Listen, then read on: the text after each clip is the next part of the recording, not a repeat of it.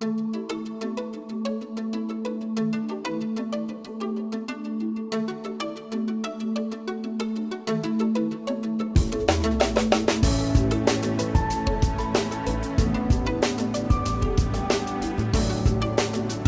of Northglenn, Channel 8, keeping you informed of events in your community.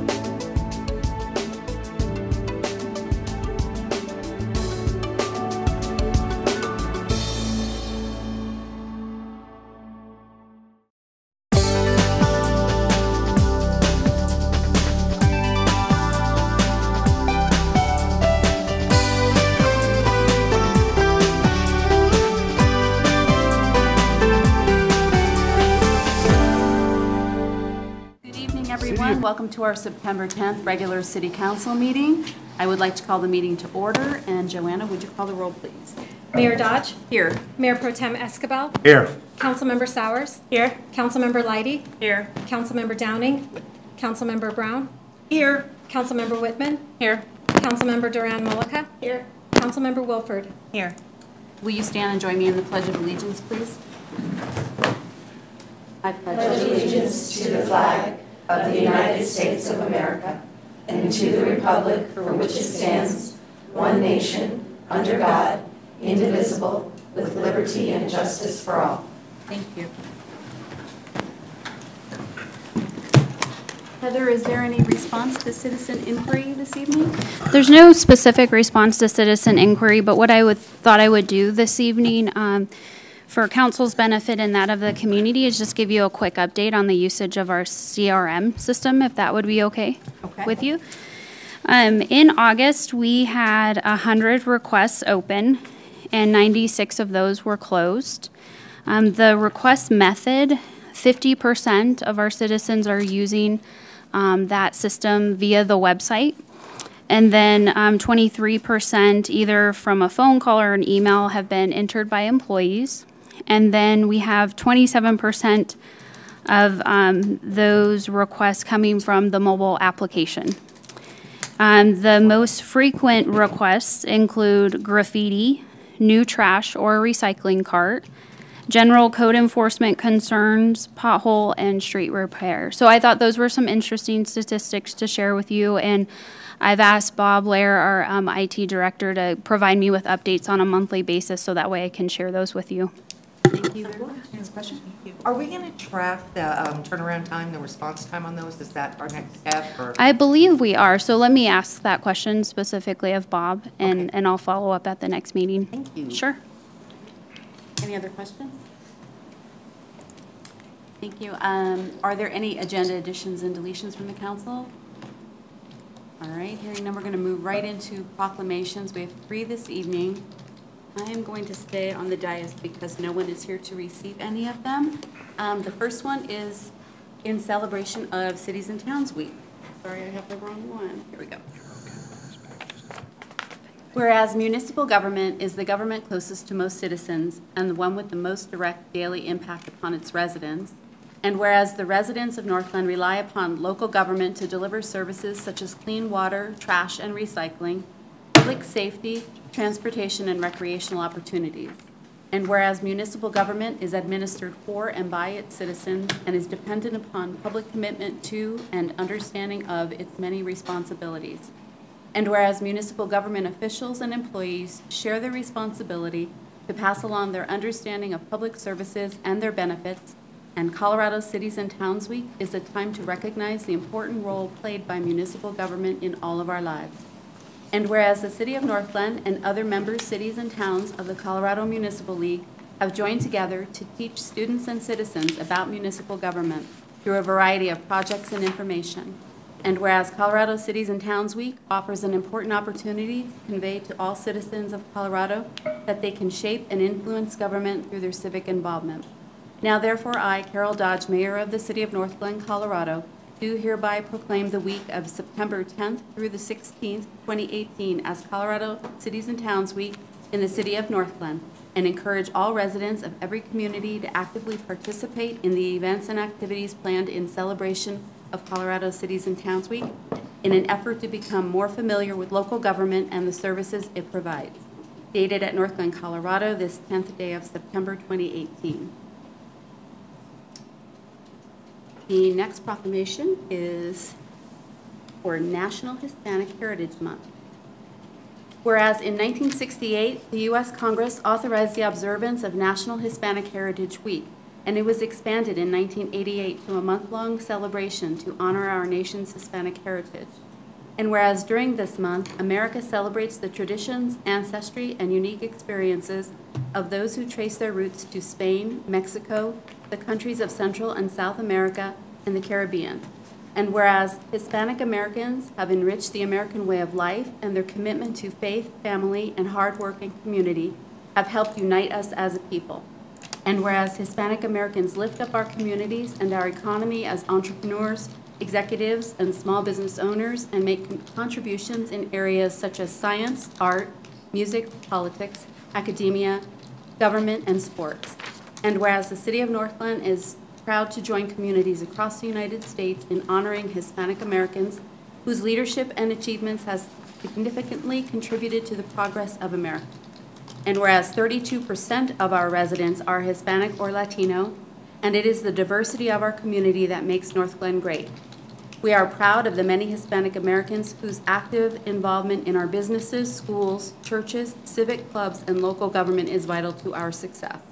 Now, therefore, I, Carol Dodge, Mayor of the City of Northglenn, Colorado, hereby proclaim the month of September 15th through October 15th as National Hispanic Heritage Month, and encourage all residents of Northglenn to help celebrate our rich Hispanic heritage and culture and recognize the important role of Hispanic people in creating and building our community and great nation. Dated at Northglenn, Colorado, this 10th day of September 2018. And our last proclamation is in honor of Constitution Week. Whereas it is the privilege and duty of the American people to commemorate the 231st anniversary of the drafting of the Constitution of the United States of America with appropriate ceremonies and activities. And whereas every American shares in this legacy of liberty, and we are grateful for the courage, conviction, and sacrifice of all those who have helped preserve and uphold the principles of a free society. As we remember the enduring importance of the Constitution, we also recognize our responsibility as citizens to respect and defend the values of our founding and participate in the unfolding story of freedom. And whereas in celebration of the signing of the Constitution and in recognition of the Americans who strive to uphold the duties and responsibilities of citizenship, the Congress, by joint resolution of August 2nd, 1956, 36 U.S. September 17th and ending September 23rd of each year. Now, therefore, I, Carol Dodge, the Mayor of Northglenn, through the 23rd as Constitution Week, and urge all citizens to study the Constitution and reflect on the privilege of being an American with all the rights and responsibilities which that privilege involves. Dated at Northglenn, Colorado, this 10th day of September 2018. And I'm done for the evening. I'm not speaking anymore. Somebody else can lead the meeting. How's that? That was a lot. I'm sorry you had to listen to me that long. You did a great No, job. those were all good proclamations. So we will move to public invited to be heard. Limited statement shall be related to city business and limited to matters of community interest. Is there anyone who would like to come forward and speak tonight? Okay. Seeing none, we'll move forward to presentations. Chief May, are you in charge of this? Yeah, in charge. You're in charge. Mayor, Council, good evening. Actually, I'm super excited about tonight. I get to present some money. But I have to really give, this was a Red and Blue Barbecue, the money that we raised during that fundraiser. And Sarah Ferris, her and the North Metro Fire and the Northglenn Police Department put together this last year our first Red and Blue Barbecue. I like the name Guns and Hoses better, but but I guess it's Red and Blue for the time being, right? Until I can convince her otherwise. It was an amazing event. A lot of community came out, and we were able to raise quite a bit of money. And tonight, I'm presenting a check for $4,274. And I would like to bring up Sharon Byrne, who is the COPS president, and one of their members, Ken Bowling, just so they can talk about their organization here in Colorado. Okay.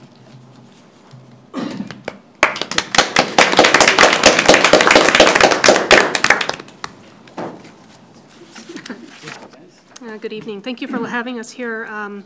So Colorado COPS, which is Concerns of Police Survivors, is a national organization, and Colorado has a chapter within that organization.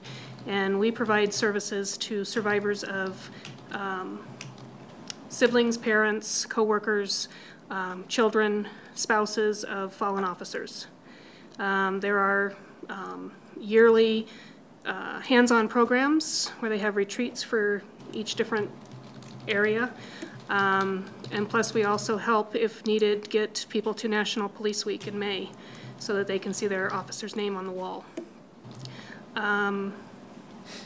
We provide events for our survivors just to have a little bit of bonding because it's kind of unique. The loss is, it helps to be around those that understand where we're coming from.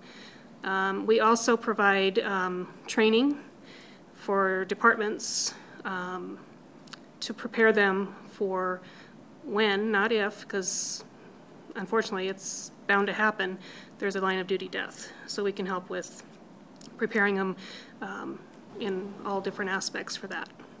So, Ken? I'm Ken Bowling. I'm a surviving coworker. I've been involved in this organization probably 25, 30 years.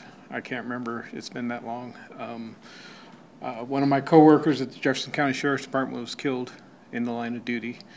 And at that point in time, I didn't know what to do. I felt bad, didn't know why I felt bad. Found this organization, met the national president and executive director at the time.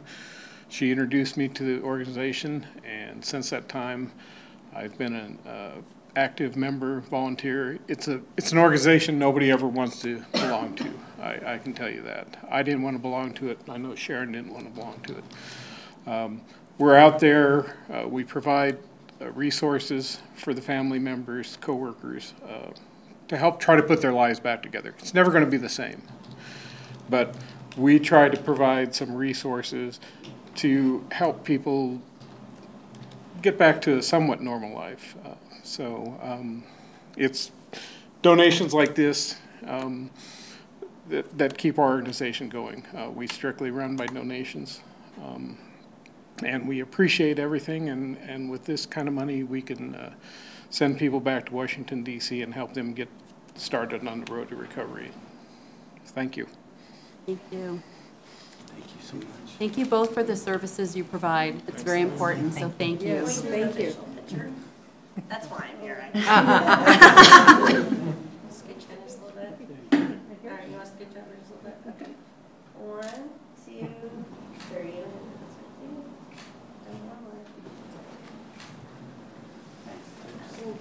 And just, I'm sorry, I didn't introduce myself, but Sarah Fair from North Metro Fire, and do you want me to talk in the mic or does it matter? Sure, come on up. Thank you so much. Appreciate it very much.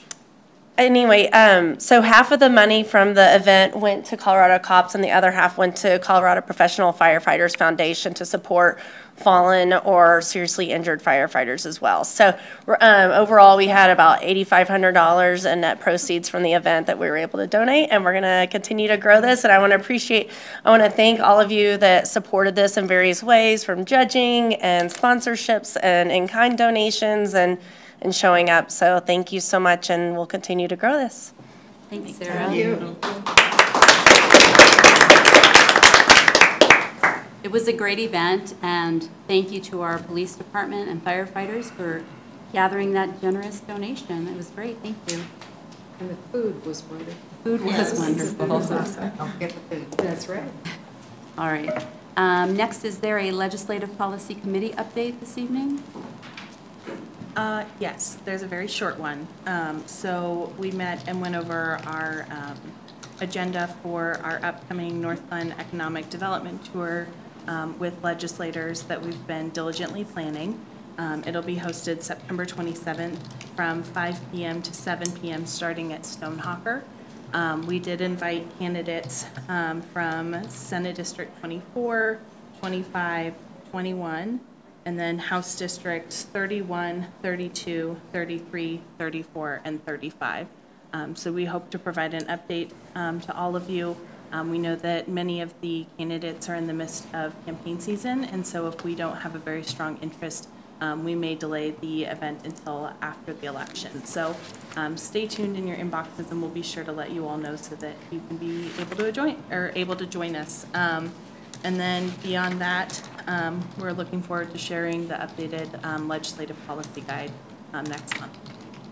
Okay, thank you. Any questions for the committee? None? Thanks for taking that on, Jenny. Well, yeah, and the other team members. It's going to be exciting. Next item is the financial report. Jason, good evening. Good evening, Mayor and Council. This is the July interim financial report. I'll start off with an update on sales and use tax. Through July, that's up 3.6%, so positive movement in sales and use tax overall. Within that, sales tax specifically is up 4.2%, and then accommodations tax is up 12%. Those are kind of the big gainers in the city overall. Auto use, we've had several years of some positive trends, and so far year to date, that's down 3%. And then our food for home consumption tax, that's down 2% on the year. I'll jump into the general fund. Feel free to stop me if there's any questions. Can I ask you a question about right the now? taxes? I'm sorry, Yes. about the sales tax. I'm sorry.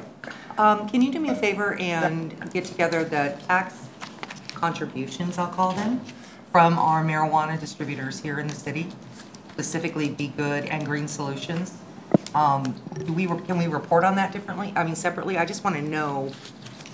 I can give you a general report of all of That those would be collections. perfect. Those are up 2.3% for the year, Okay. for the entire industry. But I can pull something together on the specifics. Thanks. Yeah, I really want the specific information. If you could just, if nobody else is interested, you could just email it to me. I'm really sure. Okay. And so just so council's clear, we can provide industry-wide. We are not permitted by law to provide an individual business's information. I'm good with that. Okay. So let's see. So in the general fund, total revenues are at $14.8 million. That's up from 13.8 from the prior year, so that's up about 7% year over year. You'll see on page 2 of the report, property taxes, which we had known from the assessment, were going up. And those are up about 29% for the year. Intergovernmental revenues, which are grants, highway user tax, the URA, those are pretty flat at 2%, but an increase. Licenses and permits, so that's building and construction permitting and licensing, those are up 47%. I think there's some early construction in the year, which is why that number is driven higher. I don't think that we'll end the year up 47%, but as of now, that's where that stands. Other revenues are, generally flat. Other revenues, those are up 7.75%, and that's largely due to investments. The bond market has come back. We're seeing a little bit more revenues in those. Some of our staggered investments have come off, and we've been able to reinvest and seen some gains in the last 18 months from that standpoint. On the expenditure side of things in the general fund, total expenditures are at $13.7 million. Those are up 4% over the prior year. This report is broken down by department. Nothing really to report from the prior months regarding the spending percentage difference. Our spending rate is at 51%. That's consistent with our prior spending rates being about around 50%. So we're consistent year over year and with what we had planned for the budget. Any questions on the general fund? Let's see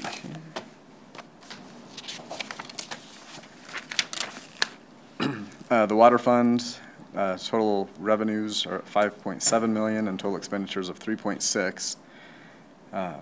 Talk about this regularly. Total expenditures are consistent on the operating side of things, and then we'll see some fluctuations with the capital investments that we're making. This year, there's fewer capital investments at this time, due to some construction projects. But overall, the fund looks in line.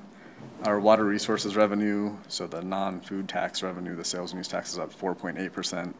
And then water usage revenues, those are up 11.7% year over year through July.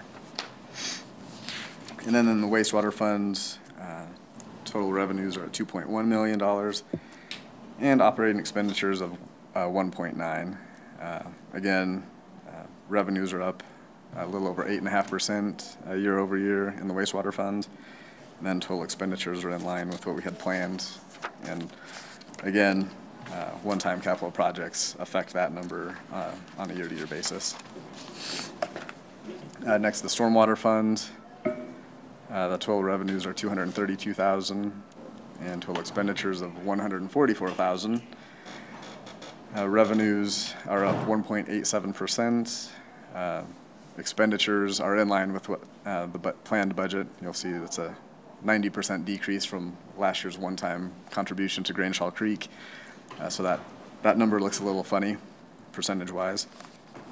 And then on the sanitation fund, total revenues are at just over $1 million with expenditures of just over $700,000. Trash charges, just down slightly. That's due to some timing of accruals from year to year. Recycling revenue, you can see that is down over $9,000, or 79% year over year. And then the polycart revenue, so the sales of new trash bins, is up about 31% or $3,500.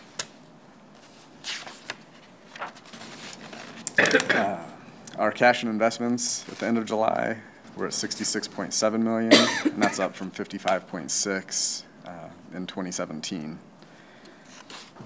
And then That's a pretty high jump. That was me. What was that? That was Sorry. a pretty high jump this time. I mean, I was comparing it to all the other year or months, and this one is up by a lot more. Is there a reason, or?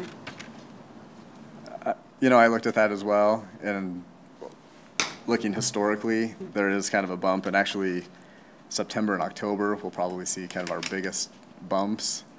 Part of why July might be is it was a quarter end for sales and use tax, and that tends to be a little bit of a spike. You get more revenue in? Okay. Yeah. Okay, thank you.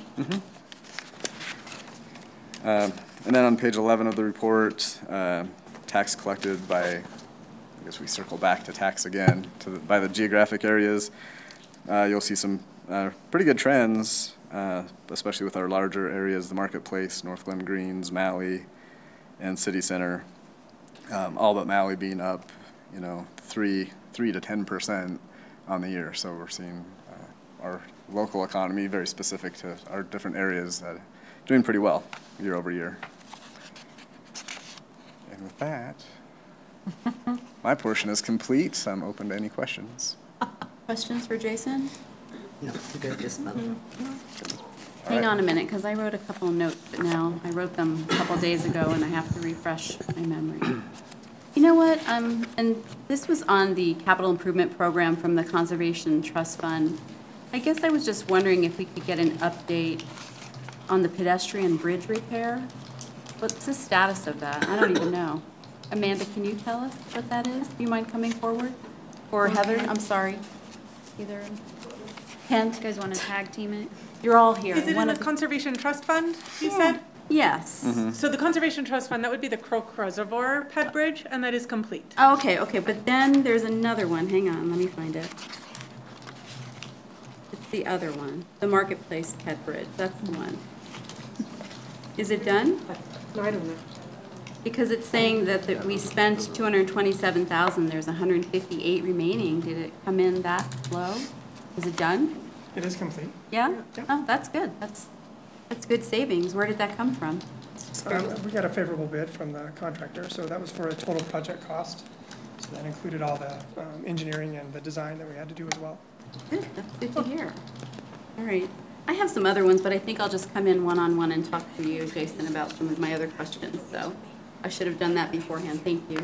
Okay. Are there any other questions for Jason? Okay, hearing none, thank you very much. All right, thank you. We will move to the consent agenda. Move to approve. Second. Joanna, would you open the vote, please? The vote is open. Please vote. I'll close that vote, and the consent agenda passes unanimously. Thank you. Now we will go to ordinances first reading. We start with CB 1913. Joanna, would you read the title? A bill for an ordinance amending Section 5-18-2, Section 9-18 or 9-8-12A, Section 9-14-32, Section 10-19-2, Article 18-2, Article 18-14, and Article 18-16 of the Northglenn Municipal Code.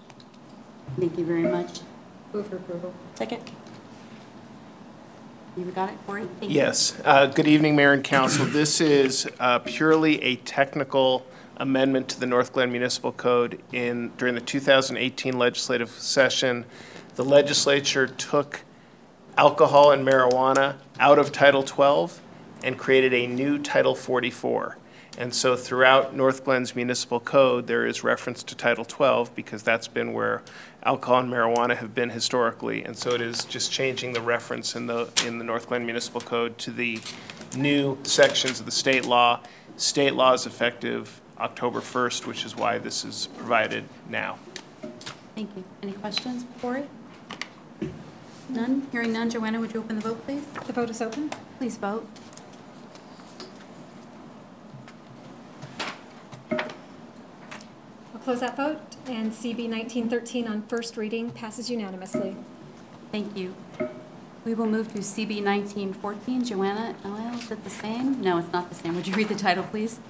A bill for an ordinance amending Section 18-14-8C of the Northglenn Municipal Code concerning the source of medical marijuana offered for sale and/or distribution by licensed medical marijuana centers, and Section 18-14-26C concerning revisions to the number of ounces and plants that may be sold by such centers. Move to approve. Second.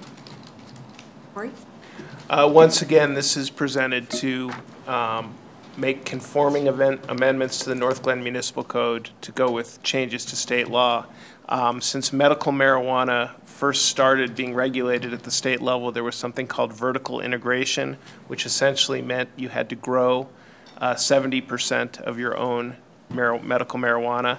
That is being phased out over a 2-year time frame, so the code amendments reflect that being phased out. Similarly, the number of medical marijuana plants you had were previously tied to the number of patients you had. That too has been taken out of state law. So these amendments again bring the Northglenn Municipal Code into compliance with changes to state law made in the 2018 legislative session. Thank you. Are there any questions? Hearing none, Joanna, would you open the vote, please? The vote is open. Please vote. I'll close that vote, and CB 1914 on first reading passes unanimously. And I would like to note for the record that the public hearings on CB 1913 and CB 1914 will be held on September 24th, 2018 here in City Hall Council Chambers. Thank you, Joanna. All right, we'll move to resolutions, the first one being CR 106. Joanna, would you read the title, please? A resolution to authorize the city manager to issue purchase orders for a total amount not to exceed $566,773.09 for UV system upgrades at the wastewater treatment plant. Move to approve. Second. Heather? Thank you, Mayor Dodge and members of council. The item before you this evening is for the purchase of an ultraviolet light disinfection system at the wastewater treatment plant. I have Kent Kisselman here this evening who can answer technical specific questions that you might have. Okay. Are there any questions from council? I have all these questions written down. Kent, you're going to have to come up here. I want to ask you just a couple of things. Thank you. Thank you. So when the equipment was permitted by CDPHE, when was that? When was the equipment? When was it permitted? So this is part of our original Headworks project. Okay. So when we started doing the Headworks for the project, this was kind of a phase that was when we submitted our process design report. This was always a second condition kind of phase that we needed to do. We knew we needed to upgrade the UV system. So we waited until the headwork was completed, and then we went on to the UV system. So this is just a continuation of that process design report. And how old was that equipment at that time? Oh, the UV system currently, I'm going to guess it's like 15 years old. Okay. So the new system, the new channel is going to be a brand-new system.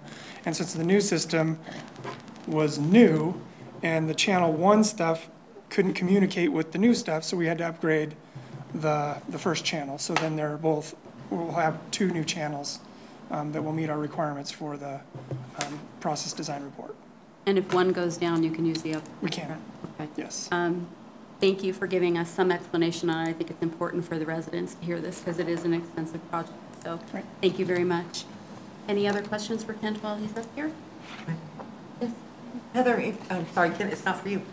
Heather, if we can make sure that when we put into the connection, especially since this whole process is such a big process, it's such an extensive process, that we, for instance, the one that we did, I think it was CR 81, we did it in July. What ended up in the connection was that we had agreed to spend $500,000 on fixtures. So if we can make sure that whatever gets into, especially for this, because it's going to be so much money as we, go down the road, make sure we're a little bit more specific in the connection of what we're actually doing. Yes, we can do that. Okay, thank you very much. Any other questions? Thanks, Kent. Hearing none, Joanna, would you open the vote, please? The vote is open. Please vote. I'll close that vote, and CR 106 passes unanimously. Thank you. All right, we'll move to CR 107. Joanna, please. A resolution approving an agreement between the City of Northglenn and WL Contractors Incorporated for the 2018 Traffic Signal Improvements Program. Second. Heather? Thank you, Mayor Dodge, members of council. Kent's here who can respond to technical questions if you have any about this item. All right, does council have any questions for Kent on this item? Marcy, you don't have any comments?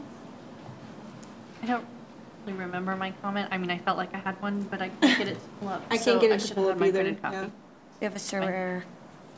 I just love that you're doing this. So, because that is a bad intersection for a left-hand turn. So, Can you, for those of us that the system's not really working, the computer system, so I know I should have this memorized, but can you tell me what it is? Yeah, just provide them with an overview. can you give us the background a little What bit? this memo is? Yeah, Yes. yeah, because we The can't read project. it. Okay, yes, sorry. Yes, each year we do our traffic improvement program system, and so the last couple of years we've been working on the 104th corridor, replacing cabinet boxes and stuff. But over the last, say, year and a half, as you're probably well aware, we've had a lot of outages with our streetlights, and so the UCL systems and the backup, and so they're down, and we're not able to get those up, or we have to send somebody out immediately. So this year, we're going to focus on replacing 10 of those UCLs, or UPS systems, uninterrupted power supplies. So if the signal goes down or in flash, then it'll be able to work for 3 more hours until we can get there and correct it, instead of having police officers there on scene or our operations staff. The second part of this is for the Malley and Grant intersection, which will be, we had the design that was provided by FHU several years ago that kind of did the corridor for Community Center Drive and included that and had some recommendations for the area of Malley and Grant. And that will include putting up some more visual lights to be seen. And then in addition, through comments and through citizen and council direction, we're adding the protective permissive signal there on Malley. So that's the second part of the project. Can you tell me the dollar value? The total repair for the traffic signal base bid was $107,100 with a 4.3 contingency, $4,580, and that will zero out the money we appropriated for that. Out of the ADCOT reserves will be the second part of the project, which is the Malley Grant intersection. And that project is $58,385, and we're going to put a 15% contingency on that, just because we have to get into the roadway and the cabinet box, and some of those are unknown. So the contingency will be $8,757.75. Thank you. Here's Marcy.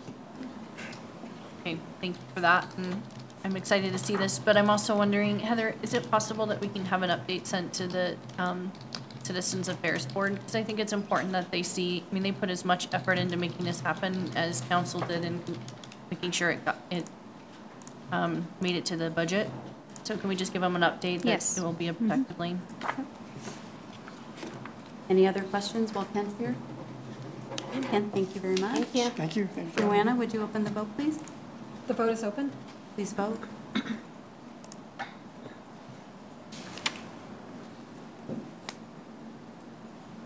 I'll close that vote. NCR 107 passes unanimously.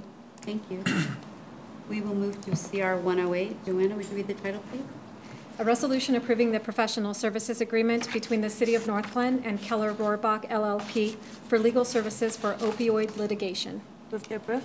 Second. Corey? Good evening, Mayor and Council. As you're aware, the City of Northglenn was invited to participate, actually through my office, in a interview process of a whole host of national law firms. We participated along with the City and County of Denver, Aurora, Adams County, Jefferson County, Boulder County, Teller County, Commerce City, Broomfield, and Arapahoe County, among others. And as a result of that interview process, the entities that participated agreed that Keller Rohrbach would be the best selection to represent the various cities individually. So it will not be, we will not be in the same lawsuit, but it'll be a coordination of efforts among the various municipalities and counties to bring litigation against opioid manufacturers and distributors based on the damages both that have already occurred based on things like impact to our police department, impact to our court system, and also potential damages in the future. And so it is a contingent fee agreement, which means that the law firm only gets paid if Northglenn has a recovery, and the costs also pursuant to the agreement are taken out of the recovery later, so Northglenn doesn't have to forward any dollars. The impact on the city, if you will be staff time of the police department in working with the law firm to figure out how to essentially mine the city's data to determine the appropriate information.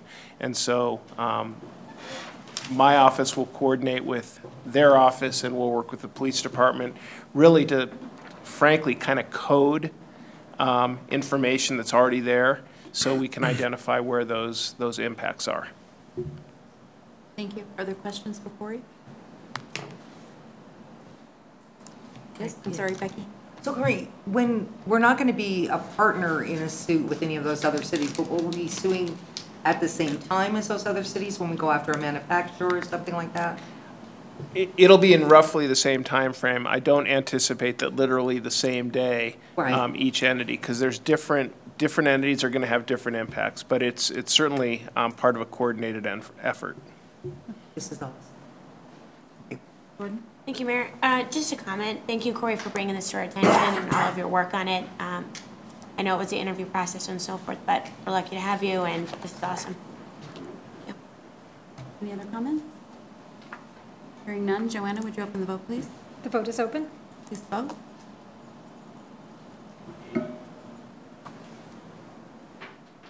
Close that vote. NCR 108 passes unanimously. Thank you. We will move to CR 109. Joanna, would you read the title, please? A resolution approving the Third Amendment to the intergovernmental agreement among Adams County, the City and County of Broomfield, and the municipalities of Brighton, Commerce City, Federal Heights, Northglenn, Thornton, and Westminster to establish the North Metro Task Force as a legal entity. Move to approve. Second. Heather? Thank you, Mayor Dodge, members of council. The purpose of this IGA amendment is the result of the Department of Justice changing the way they're distributing funds to the local agencies. So again, it's a third amendment, and Chief May is here to answer any specific questions that you might have about this item. Are there questions? No? Hearing none, Joanna, would you open the vote, please? The vote is open. Please vote.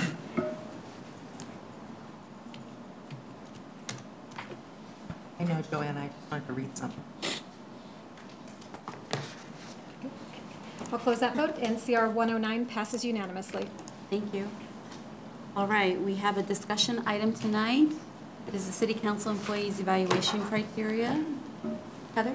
Thank you, Mayor Dodge, members of council. So this evening, I'm bringing back to you a request from council earlier this summer to add a multi-rater 360 evaluation tool to the council appointee evaluation process.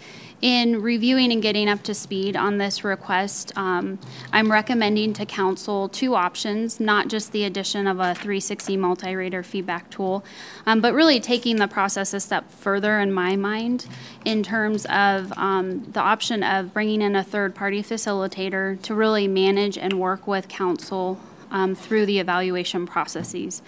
So I've done some research. I've talked with Corey, I've talked with Judge McGid, who is here this evening, as well as our city clerk, Joanna, in terms of, is it time to take a holistic look at the performance appraisal forms that we have for each council appointee? I know it was something that I had included in my first year game plan that was presented to council during my second interview prior to coming on board. So I provided an outline of an option of what that would involve, and that's on page 2 of the memo that you have in front of you. This approach can really be customized. This can be done this fall, and I think the dollar figure that I provided for a budget of $6,000 really I view as a not to exceed dollar amount. If it can be done in a less costly fashion, then that's certainly something we would do. I have the available funding in either my city manager budget or the funding is available in the legislative budget. But the goal would be to take a step back and look at each evaluation appraisal tool and really ask whether or not it's the right, what I refer to as competency or performance rating criteria, and see if there's a desire by council to make any changes to that criteria. And then the other piece that I'm proposing to council is to, on an annual reoccurring basis, bring in a third-party facilitator to manage the process for you, which would remove staff from the process, and again, also add the addition of a 360 multi-rater feedback tool. So a link would be sent to stakeholders. So right now, my understanding is we kind of do it in a paper fashion. You email the form to those individuals. So for me, for example, the form would be emailed to all of my department heads, as well as other individuals that report to me, and as well as each of you on council. But we would be able to do this electronically. So what would be involved in doing that would be selecting questions that would be included in use of that multi-rater feedback tool. I think hiring a third-party facilitator to work with council and to really gauge what's important to each of you, and then the performance appraisal committee overall would be a good step moving forward. Okay. So I just have one comment. Sure. I'm hearing from you that you think that staff has paper, they work off paper, and we actually email everything and they respond back digitally also, so that unless they choose to, copy it, but they always send it back to us via email. Okay. It's not a paper copy. Okay, thank you for that clarification. Are there any other questions on option 1 right now? You want to wait? We have. Well, I guess and this might be more of a process question, but how are stakeholders chosen to receive this form in any fashion? How have we done it in the past? Like, who do we choose to send it to? And then would that process change with with option 1? I guess I'm just curious how that works. So if it's, I'll just pick on you, okay? Okay, Yeah, pick so on me. it would be the leadership group. It would be the department heads that reports directly to the city manager. Mm-hmm. Those were the ones that would be actually, or anyone that works with her, within the city, not outside the city. So, But it's and all of us, all the city council, yes. And so if it would be the judge, then it would probably be the police department, the city manager, I don't know, maybe the prosecuting attorney, those type of people that work directly with her. Okay. So that's the type of format that we were using. Yes. I agree that the format that we're using is pretty subjective. You know, it's, previously, because I've been helping Joe with them for so many years, you could just see people going down it, just putting like a number 2 or 5 or something. So I do agree that we need to do something to change that process. Is that something that you think that we could put in place for this year? Or do you think the evaluations for this year go off of the format that we have, and this is a change for growth for next year? Or how do you see that? I think it can be done for this year. Certainly, I'm on a different evaluation schedule than the other council appointees. So my 6-month evaluation would be due sometime after the first of the year, late January, early February. So I'd like to have something updated for that 6-month eval for myself. And then I think, so Joanna and then Judge McGid and Corey, that would be the focus for the fall. And I think it can be done, but certainly it's at the desire of council in terms of if you wanted to push it into next year, we could do that as well. And are we talking about a tool? I'm sorry. No, go ahead. A tool, a software, what are we talking about with a third-party facilitator? Are they going to help us create a tool? Because I know now I can go in on my other job, and I have a tool that I use, and it's quite professional, quite nice, and quite clean. So is that what we're looking at? No, not necessarily. What the electronic component that we're recommending to you is for the 360 multi-rater feedback tool. So Employers Council has a tool which included the information that Paula Jensen, our Director of Management Services, gathered for us. That would be a link that you would be emailed. Okay. And then you would go in and do rating within that online environment, but the actual performance appraisal form itself would stay in an electronic form that would be emailed, it's a Word document. And then one more and I'll leave it Sure. alone, okay? Are we looking at expanding this out to employees of the city too? I mean, is that where we're going? This is just for council appointees at this point. I do have an evaluation of our performance appraisal system targeted for year 2020 as part of my first year game plan. If you recall, my first priority is to look at our compensation system next year. Okay. So on the 17th, when I bring the budget back to Mayor and Council, you're going to see some requests that look a little bit different based on some additions in order for me to accomplish that work next year in terms of budget needs. And then for 2020, we'll have the performance appraisal system looked at. The reason why it's not in next year's budget and a focus for me next year is because I'd really like to have the work done on the core values, organizational core values, because that's a direct tie-in to what the system will look like in 2020. Well, it'll be developed in 2020, probably not implemented until 2021. Okay. Yeah. Jenny? Thank you, Mayor. So I feel like, well, let me back up and ask a question. So option 1 essentially brings in a third party to execute and completely manage the evaluation of our 4 employees. Revamp it this fall. I'll give it that phrase, with the addition of the multi-rater feedback tool. And then the reoccurring cost starting next year would be $3,000 to $3,500. Okay, but this for the third party to manage the process. Okay, so basically, I just want to make sure that no single member of council is managing or inputting data into spreadsheets ever again. I want to make sure that if we're moving in this direction, that it is 100% managed by a third party. The third party would work for mayor and council. So you would set the parameters as to what that relationship looks like with that third party. And so I think there would be opportunity for the performance appraisal committee to take a lead, if I can say that, in terms of figuring out what the role looks like. But it would remove staff from that process, which I think is an important step to take. And then really have someone who's available to be a resource to all of you to move forward in the executing the evaluations. Okay, thank you for that. I really like the idea of bringing in a third party because I imagine that a lot of the tools that they're using are probably significantly more up-to-date and probably a whole lot more useful.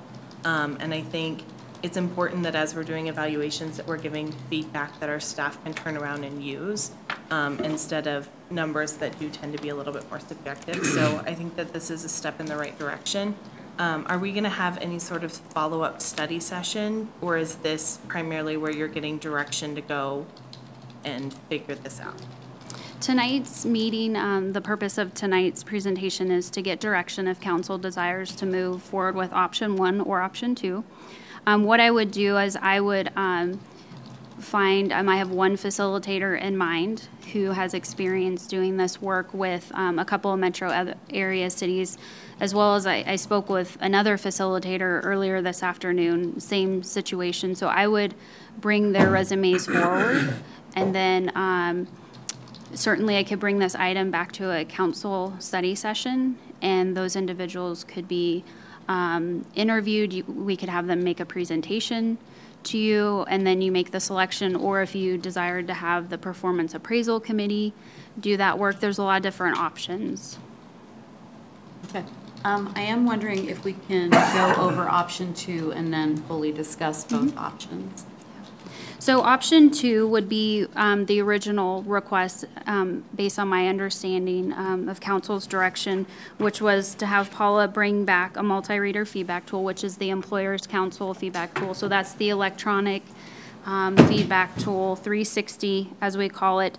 There's over 250 questions that council can choose from. And so there would need to be a process by which those questions are narrowed down. The part of why I think the benefit of working with a third-party facilitator is that individual could help you narrow down those questions and again remove staff from that process. But that process, the pricing of the tool is $500 for one evaluation. Because we would be speaking about multiple evaluations, the price would be reduced to $350. So that's a less costly option for your consideration. Can I just make a clarification? I keep hearing you saying staff is involved with it, and staff is never involved with the evaluations for council employees. It's always been a council person that handled all of the appraisals and all the data that came from the different individuals that went to the appraisals, but never any staff was involved with that. So I just want to, because I'm hearing you saying staff, and that's not, it's not accurate. You know, it was definitely a council function. Okay. Thank you for that clarification. To clarify, staff do answer the questions, so they are. They will answer the questions. Yeah, but not. But they don't help manage the process. Right. Absolutely. So one of my, if I may, Councilmember Whitman, real quick, one of the concerns that was expressed to me was making sure we ensure a level of anonymity. So I think that's probably why you keep hearing me say removing staff from the process. So having, all the different scoring compiled, I think it would be best to have a third party be part of that process, working for mayor and council in pulling that together, because I think that would help address that concern of, is the information really being kept anonymous? Yeah. And that's fine. I just wanted to make sure you didn't think that we had staff handling the appraisals. Thank you. So each one of those would have been sent individually to that person that was responsible for gathering the data. So just 2 points of clarification. I'm definitely in favor of the third party. I think it's not a good fit for council to be administering that. I think we've figured that out. But I do want to just clarify, and maybe we're not at that point. We're still going to have the third party that's going to administer that. They're going to compile the data for us, and we're going to have a way to pull that out. We'll look at it, and we're still going to have our one-on-one meetings and executive session with each staff person? Mm-hmm. Okay. And the third party would be available to assist you with that. Yeah. And I think one of the other things that we haven't done well is making sure that we have good documentation of the end results of those performance evaluations. And I did see a sheet that was in here, so I just want to make sure. I think from my perspective, I'm looking for a facilitator that can help with that process and making sure that we set certain standards that each person needs to meet, that we have a better way of documenting and keeping track of that. Is that something they could help us with as well? Absolutely.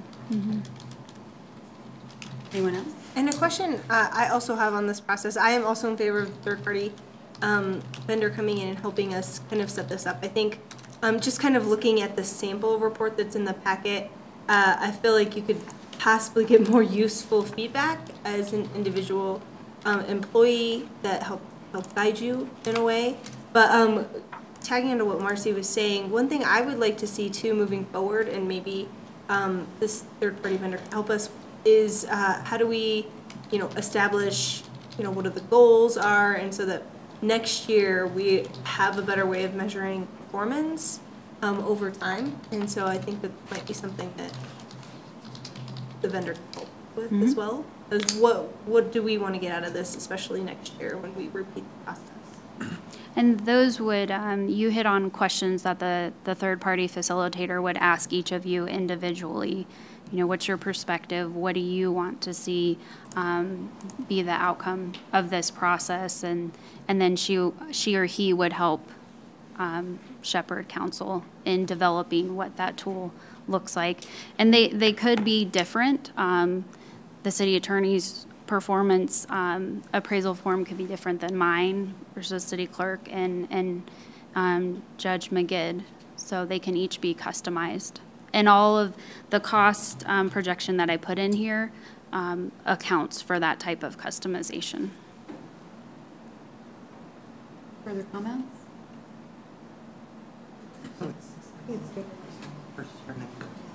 So I am also in favor of option one. I think it's just much cleaner for us as a council. I do have a little bit of heartburn over all of the council asks in here for facilitated sessions.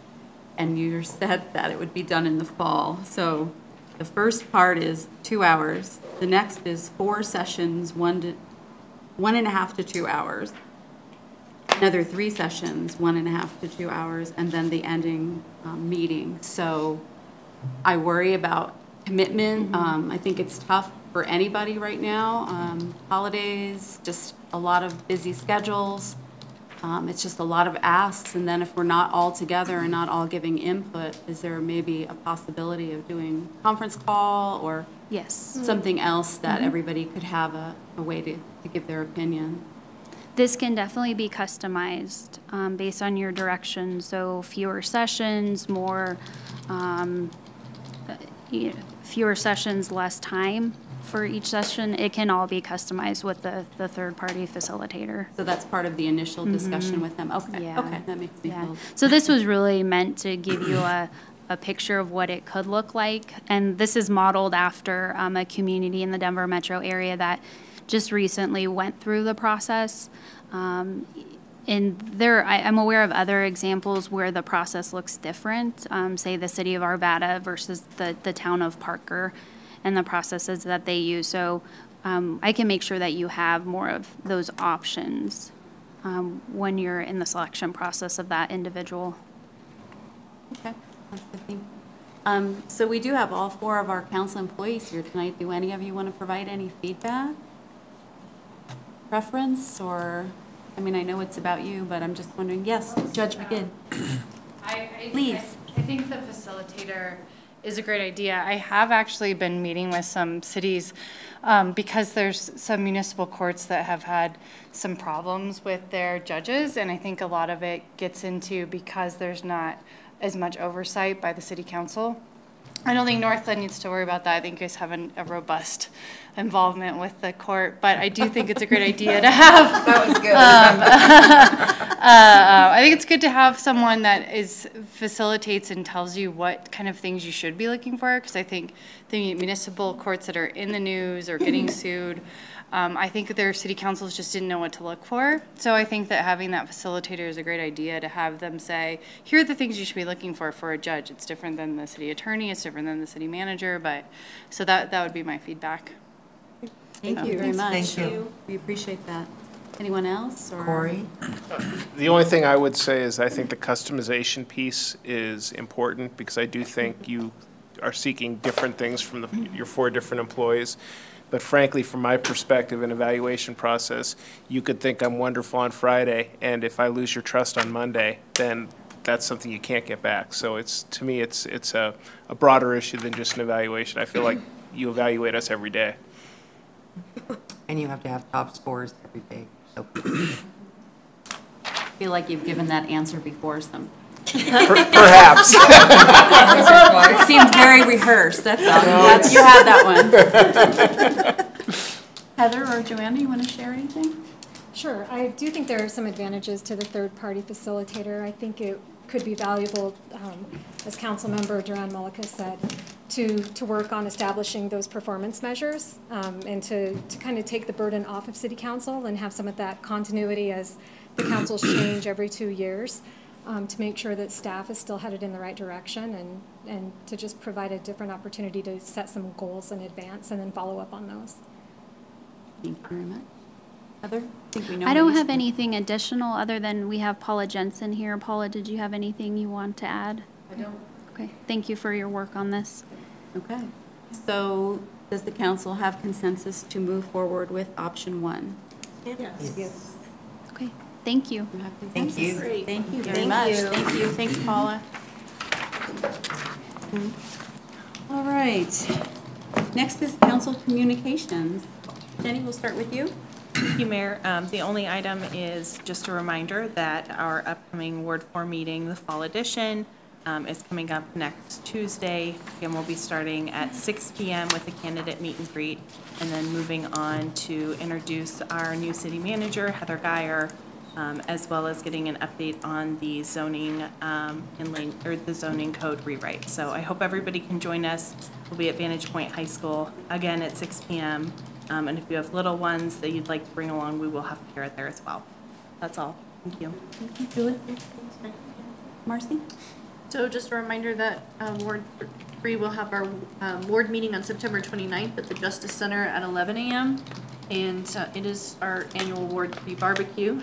And we typically do that as a format for it to be a lot of Q&A. So we will have staff doing some presentation, but for the most part, it's really just an opportunity for residents to come and ask us questions. We keep it a little bit more casual on this one. And then I also, Heather, I did send an email. I know we had some issues with the server yesterday, and Yes. There are still a handful of things not working on the website, like the events calendar. And I saw that Bob responded, so okay. yeah, he's looking at it. And Great. my apologies for those issues. We had a server go down and it's caused a ripple effect with email I just thought today. I'd point it out, so that thank one you. wasn't working. Yeah, thank you for sending that over.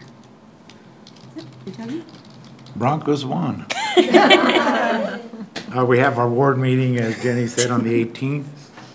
We're looking forward to you being there, Heather, and see how Ward 4 feels about you. It's going to be great. Wow, It's going to be great. Wow, that sounds so exciting. No pressure. I mean it like that. It's like we have this reputation of always having the most people, etc. It's been a really exciting couple of weeks. A lot of personal things happening that are really nice. I will probably just leave it there at that. And there's something else I wanted to cover, but the Justice Center ribbon cutting tomorrow. 5:30. I'd like to really see as many people there as possible. So I hope those of you listening or watching can make it. We really need to show off the Justice Center. Thank you. All right. I have to echo that because I'm looking forward to being there tomorrow and seeing how many community members show up. Everyone's invited, so 5:30, please come. I will be attending a 2-day workshop that the CML is offering. It's a mayor's summit, so it will be obviously attended by mayors around the state of Colorado. It's this Thursday and Friday, so we'll be receiving some feedback from everyone, some ideas, sharing, and some presentations. So I look forward to that. I did want to mention overall for the Northglenn Arts and Humanities summer programming that all attendance and records were broken this summer. The Magic Fest, all 4 shows that they had sold out. Wow. The a cappella series concerts, all attendance was up at all of those. Little Shop of Horrors attendance was up. The concerts attendance was up, which they thought was due that they've actually moved the concerts to earlier in the year instead of having them later when school is starting, so they thought maybe that's why they had better attendance. And the Northglenn Youth Theater Academy, also attendance is up for those presentations. So I think that's great. It shows that arts and humanities is doing a great job, and we offer some great programming. So I believe that is it for me. I can't believe that none of you mentioned my favorite time of the year. Pirate Fest is this weekend. So we left it for you. Thank you, because it is literally my favorite time of the year. So I will be serving again this year, and I would like to win for 3rd year in a row for most tips brought in for the Northglenn Foundation. So if you're out there, come by, say hello. I'm so excited. I was thinking about you, Jordan, because you were my first date. The very first ball. We were. Date. She brought me an invitation. We're like, my prom date. That's so sweet of me. Yeah, that was. So sweet of you. I was thinking about it this morning. What are you doing for me this year? Huh? Yeah, this special invite. So I just think that it's really great. And then I wanted to thank the people that reached out to me after that klutz of a husband that I have had his accident. So thank you very much. I love you guys as much as I think you love me too. That's all I have. Thanks.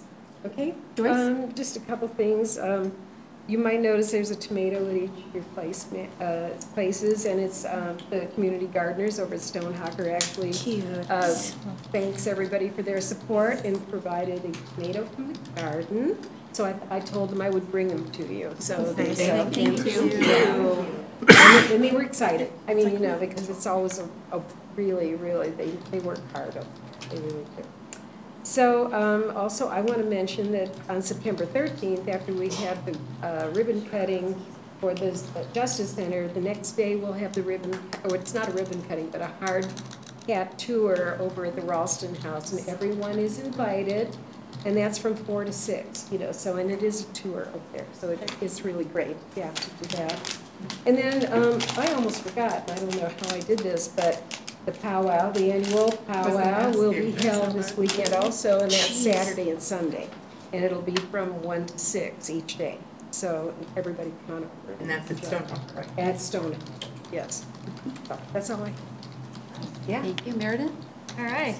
Well, donations are open for candy for the Safe Street Halloween. That'll be at Northglenn High School on October 27th, but you can drop off candy donations starting, but actually started on the 1st, and it goes all the way to the 25th, either at the Rec Center, City Hall, or you can start taking them to the Justice Center on the 28th. And that's a super fun event, so go with that. Safe option. And then I had the chance to go to kind of a celebration for the opening of the Colorado Air and Spaceport.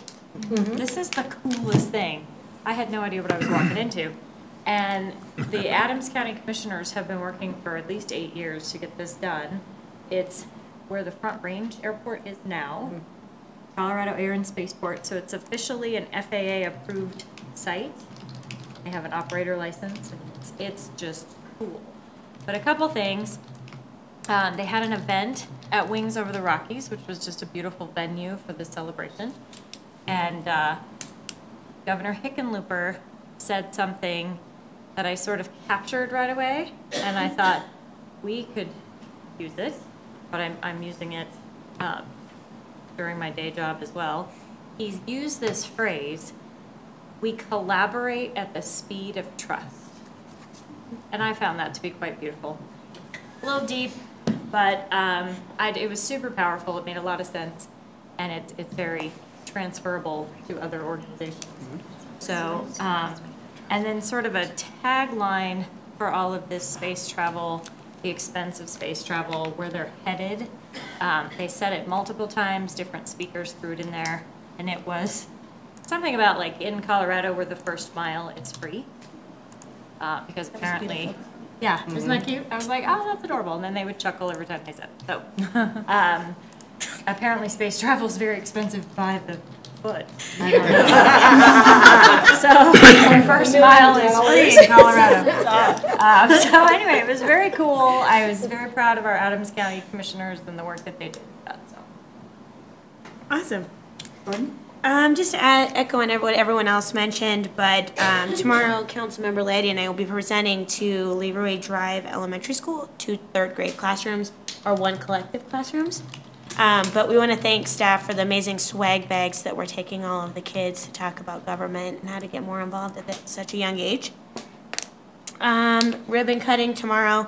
But I think there's something that I should have brought up at the first part of the meeting, and that's a moment of silence for all of the lives lost on September 11th, which is so crazy. It's been 17 years.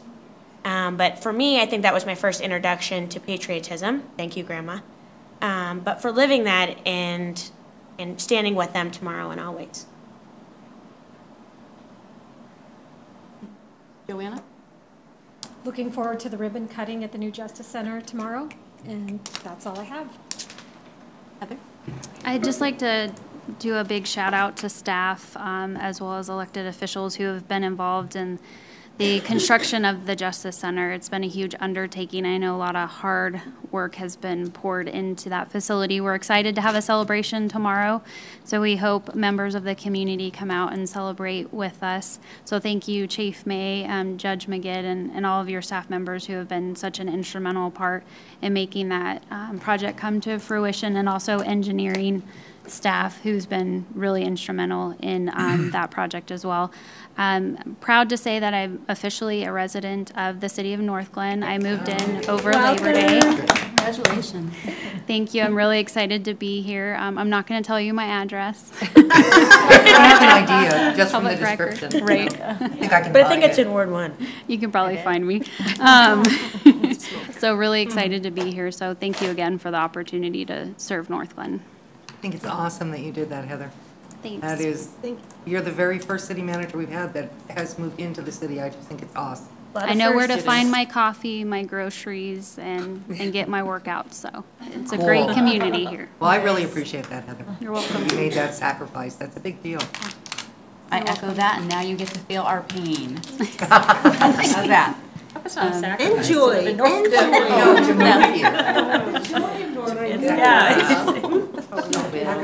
Corey? Nothing tonight. Nothing tonight, all right.